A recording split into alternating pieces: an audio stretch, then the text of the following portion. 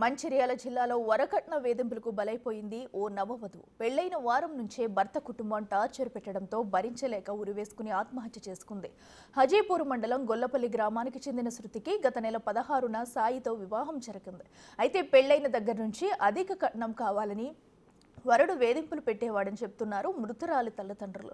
పెళ్లి సమయంలో కట్నం కింద 8 లక్షల రూపాయలు ఇచ్చామని, ఇంకా 15 లక్షలు కావాలని సాయి వేధింపులు చేసేవాడని చెప్తున్నారు శృతి తండ్రి. తమకి న్యాయం చేయాలని కోరుతున్నారు బాధితులు. డాడీ గిట్ల సంగతి బావ గిట్లా నన్ను టార్చర్ చేస్తాడు. నాకు 15 లక్షలు 20 లక్షల కట్టం పోతాడు, నేను చేసుకున్నా, నేను మోసపోయినా అది అని అంటాడు గిట్ల సంగతి. డాడీ అని అన్నాక అయ్యో బిడ్డ నేను వస్తాను, నువ్వైతే బాధపడకు, నేను గిట్ల ఆడులు చెప్తాను బిడ్డ, ఒక 5-10 నిమిషాలలో వస్తాను అన్న.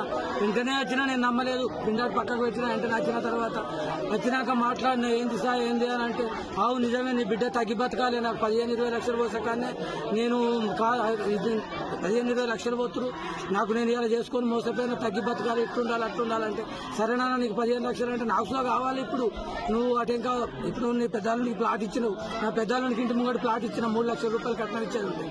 నువ్వు ప్లాట్ ఇచ్చినావు, నువ్వు నాకేమి ఇస్తావు, నాకు సో కావాలి, నాకు అప్పుడు తెలియదు నువ్వు ప్లాట్ ఇచ్చినట్టుగా ఇది అని చెప్పి నాన్న టార్చర్ చేస్తావు. నువ్వు ఎట్లా తీసుకుపోతావు, ఏ రకంగా తీసుకుపోతావు అని చెప్పి విపరీతమైన లొల్లి చేశారు.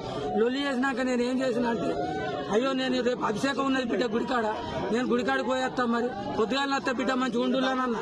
ఉండులేనంటే కథ వచ్చింది, ఉరిపెట్టింది, అన్ని కమిలిపోయినా బిడ్డ చూసిందో లేదో, ఆడే ఉరిపెట్టి చంపిండు. నేను సైకోన్ అన్నాడు, నిన్న పొద్దుకే అన్నాడు, నువ్వు తీసుకుపోతానంటే నేను సైకోను, నేను ఏం చేస్తున్నా తెలియదు అని అన్నాడు. బెదిరించిండు, నేను సైకోన్ రా, నేను ఏం చేసేది తెలియదు, నువ్వు ఎట్లా తీసుకుపోతావు అని అన్నాడు.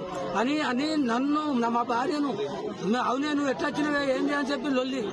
అంతకుముందు వరపూజ అయినాక దసరా అప్పుడే నా బిడ్డను తీసుకొని షాపింగ్ కానీ తీసుకుపోయాడు. అయ్యో ఈ రాత్రి దాకా పోతా అంటే నేను చేసుకున్నట్టు నేను ఏమైనా చెప్తానే, నేను సైకోను, నా గురించి మీకు తెలియదు అని చెప్పి ఇష్టం ఉన్నట్టుగా మాట్లాడుతా అంటే సరే పోనీ